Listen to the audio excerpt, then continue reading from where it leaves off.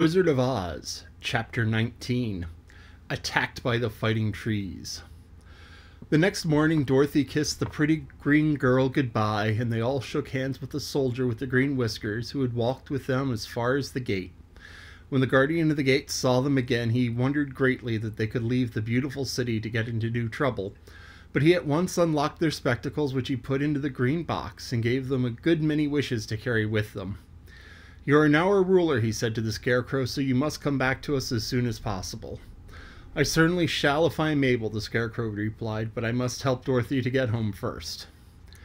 As Dorothy bade the good-natured guardian a last farewell, she said, "I have been very kindly treated in your lovely city, and everyone has been good to me. I cannot tell you how grateful I am."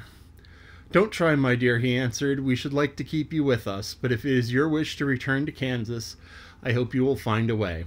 He then opened the gate of the outer wall, and they walked forth and started upon their journey.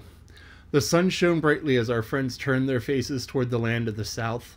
They were all in the best of spirits and laughed and chatted together. Dorothy was once more filled with the hope of getting home, and the Scarecrow and the Tin Woodman were glad to be of use to her. As for the Lion, he sniffed the fresh air with delight and whisked his tail from side to side in pure joy at being in the country again, while Toto ran around them and chased moths and butterflies, barking merrily all the time. "City life does not agree with me at all," remarked the Lion as they walked along at a brisk pace. "I have lost much flesh since I've lived there, and now I am anxious for a chance to show the other beasts how courageous I have grown." They now turned and took a last look at the Emerald City. All they could see was a mass of towers and steeples behind the green walls, and high up above everything else the spires and dome of the Palace of Oz. "Oz was not such a bad wizard after all," said the Tin Woodman as he felt his heart rattling around in his breast. "He knew how to give me brains, and very good brains too," said the Scarecrow. "If Oz had taken a dose of the same courage he gave me," added the Lion, "he would have been a brave man." Dorothy said nothing. Oz had not kept the promise he made to her, but he had done his best, so she forgave him. As he said, he was a good man, even if he was a bad wizard. The first day's journey was through the green fields and bright flowers that stretched around the Emerald City on every side. They slept that night on the grass with nothing but the stars over them, and they rested very well indeed. In the morning they traveled on until they came to a thick wood. There was no way of going around it, for it seemed to extend to the right and to the left as far as they could see. And besides, they did not dare change the direction of their journey for fear of getting lost. So they looked for the place where it would be easiest to get into the forest.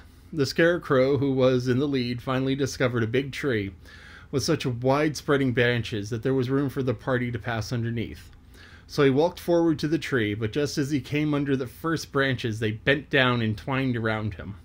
And the next minute he was raised up from the ground and fled headlong among his fellow travelers. This did not hurt the Scarecrow, but it surprised him, and he looked rather dizzy when Dorothy picked him up. "Here is another space between the trees," called the Lion. "Let me try first," said the Scarecrow, "for it doesn't hurt me to get thrown about." He walked up to another tree as he spoke, but the branches immediately seized him and tossed him back again. "This is strange. What shall we do?" "The trees seem to have made up their mind to fight us and stop our journey," remarked the Lion.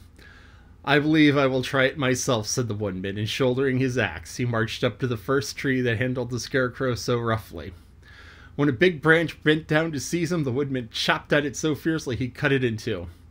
At once the tree began shaking all of its branches as in pain, and the Tin Woodman passed safely underneath it. "Come on," he shouted to the others, "be quick." They all ran forward and passed under the tree without injury, except for Toto, who was caught by a small branch and shaken until he howled.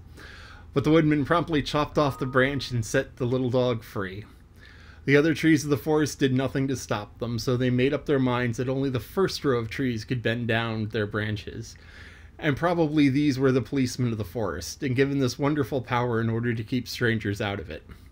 The four travelers walked with ease through the trees until they came to the farther edge of the wood. Then, to their surprise, they found before them a high wall which seemed to be made of white china. It was smooth like the surface of a dish, and higher than their heads. "What shall we do now?" asked Dorothy. "I will make a ladder," said the Tin Woodman, "for we certainly must climb over the wall." That's the end of chapter 19. kind of a short chapter. Notice the trees picking up and fighting with them. And that was someone shown in the movie where Dorothy tried picking an apple off of a tree and the tree took offense and yelled at her. Started to thwap her a little bit.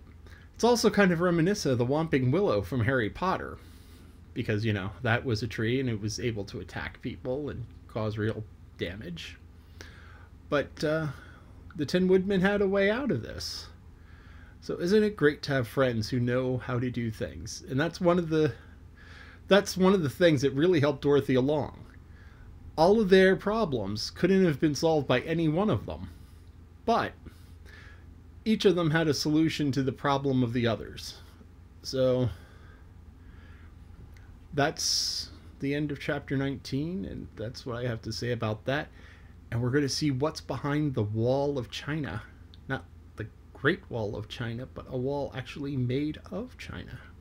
So that's going to be the next chapter, and that will be interesting to see.